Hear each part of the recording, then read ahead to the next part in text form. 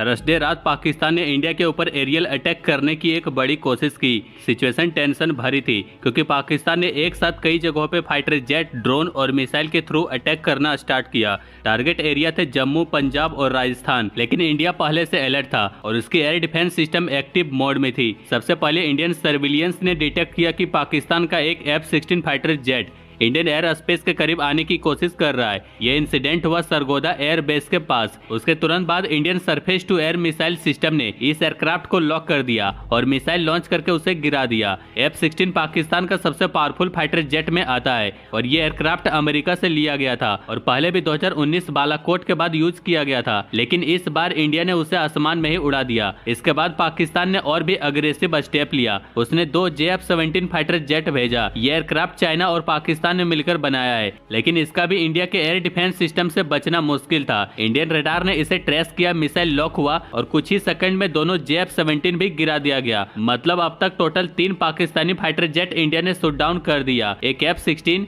और 2 F-17। अब बात आती है एक और बड़े एयरक्राफ्ट की जिसका शूट डाउन सबसे ज्यादा शॉकिंग था, पाकिस्तान का airborne warning and control system. ये एक फ्लाइंग रेडार सिस्टम होता है जो बैटलफील्ड में फाइटर जेट को कंट्रोल करता है और उन्हें टारगेट बताता है और एनिमी एक्टिविटी को ट्रेस करता है। ये बेसिकली एरियल वॉर का कमांड सेंटर होता है। जब इंडियन रेडार ने देखा कि AWACS इंडियन पंजाब के करीब आ रहा है तो उससे भी टारगेट किया गया। इंडियन मिसाइल ने इस AWACS को भी शूट कर दिया। उसके बाद ये एयरक्राफ्ट पाकिस्तान वाली साइड में क्रैश हुआ। यानी फाइटर जेट के अलावा इंडिया ने पाकिस्तान के एक सर्विलियंस और कंट्रोल एयरक्राफ्ट को भी गिरा दिया, जो स्ट्रेटेजिक एंगल से बहुत बड़ा डैमेज है। अब बात करते हैं उन सिस्टम की जिन्होंने ये सब कर दिखाया। इंडिया के एयर डिफेंस सिस्टम जैसे S-400 और आकाश। S-400 सिस्टम जो इंडिया ने रशिया से खरीदा है, अब तक का सबसे advance long range air defence system माना जाता है। ये सिस्टम 400 किलोमीटर दूर से एनिमी एयरक्राफ्ट, मिसाइल, ड्रोन को डिटेक्ट करके उन्हें डिस्ट्रॉय कर सकता है। ये सिस्टम इतना पावरफुल है कि एक साथ 80 टारगेट को डिटेक्ट और 36 टारगेट को लगातार एंगेज कर सकता है। जम्मू और पंजाब के आसपास के एरिया में S-400 को तैनात किया गया था और इसी ने 8 पाकिस्तानी मिसाइल को जम्मू एयरपोर्ट,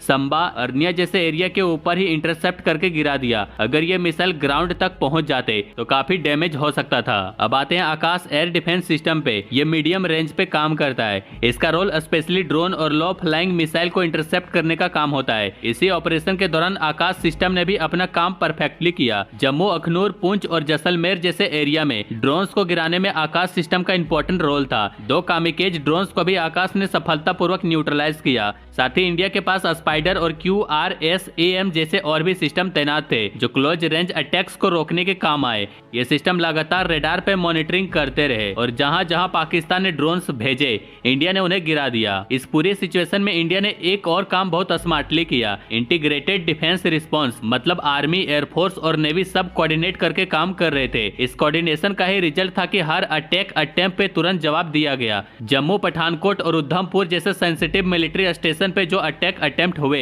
उन्हें इंडियन आर्म फोर्सेस ने स्टैंडर्ड ऑपरेटिंग प्रोसीजर के अकॉर्डिंग हैंडल किया। इसी कारण किसी भी लोकेशन पे ज्यादा डैमेज नहीं हुआ। ये पूरा अटैक पाकिस्तान ने तब लॉन्च किया जब इंडिया ने 48 घंटे पहले ये ऑपरेशन सिंदूर के थ्रू पाकिस्तान और POK के अंदर टेररिस्ट कैंप पे स्ट्राइक किया था। शायद पाकिस्तान इसी का जवाब देना चाहता था, लेकिन उनका ये जवाब उनके लिए ही बुरा साबित हुआ।